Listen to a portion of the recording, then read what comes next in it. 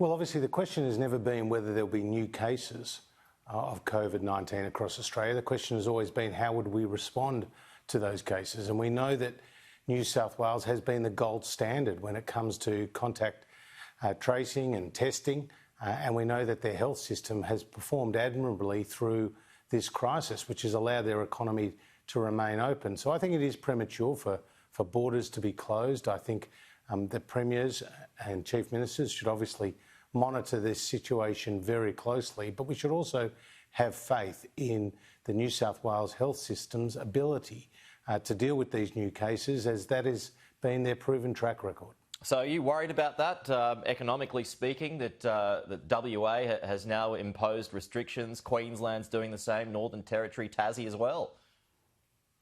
Well, Pete, we've been consistent in our opposition to closed borders, and we saw in yesterday's mid-year economic and fiscal update that the economy is rebounding back, and rebounding back strongly off the back of increased consumption, lower numbers of people on JobKeeper, and people travelling more freely across the country. And we want that momentum to continue, particularly as we go into the Christmas period. We've seen consumer confidence increase in 14 out of the last 15 weeks. The 1 week where there was a bump was when South Australia went into lockdown for those few days. So consumer and business confidence is very much dependent upon our successful suppression of the virus and our ability to deal with these new cases when they arrive.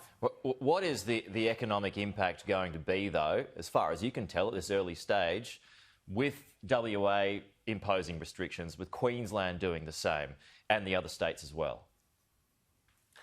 Well, the impact is not going to be very substantial from what we announced yesterday. We did make an assumption, though, that next year there will be no internal border restrictions. When it comes to international borders, we have assumed that they will remain closed. While there will be some tourism and some international students coming, there'll be very small numbers by even the end of next year.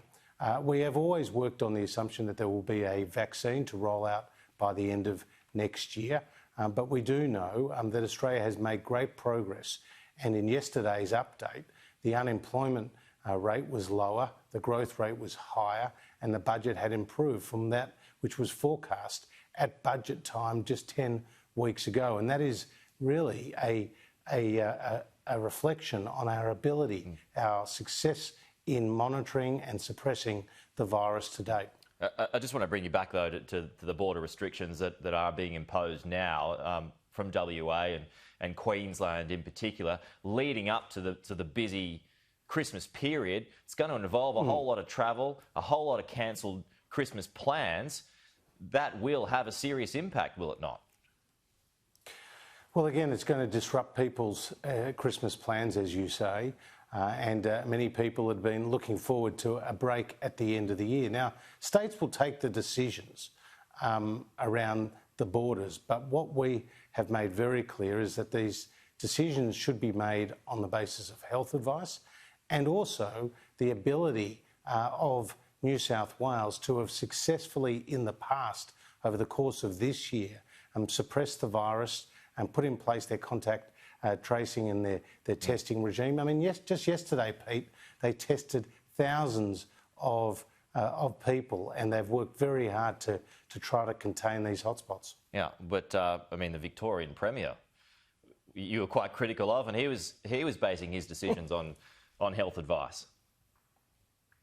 Oh, well, I'm not going to relitigate what happened in Victoria. You know, that was the harshest of lockdowns, not just with the very severe economic impact, but also a very severe human impact on people. But what I can say is that Australia is in a good position going into the Christmas period when it comes to our economic recovery. We saw that yesterday.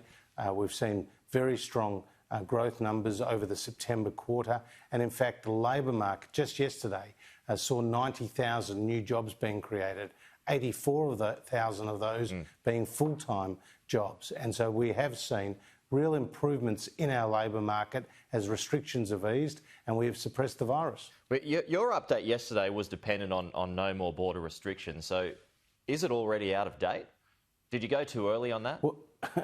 Well, again, that was just a small fraction of the relevant factors playing into yesterday's update. What really drove the improvement yesterday were people coming back into jobs, and we saw 2 million fewer Australians who were on JobKeeper, Pete, in the month of October compared to the month of September. And as I said, we saw a strong labour market performance yesterday, with the unemployment rate falling from 7% down to 6.8%. And we know that in previous recessions, it's taken a lot longer for the unemployment rate to get back to the level it was pre-recession. And what we've seen in yesterday's numbers is that the forecast for that to occur now is about 4 years. And that is significantly better than what happened in the 1980s recession, when it took 6 years, and the 1990s recession, when it took 10 years to get the unemployment rate back from where it started. Okay.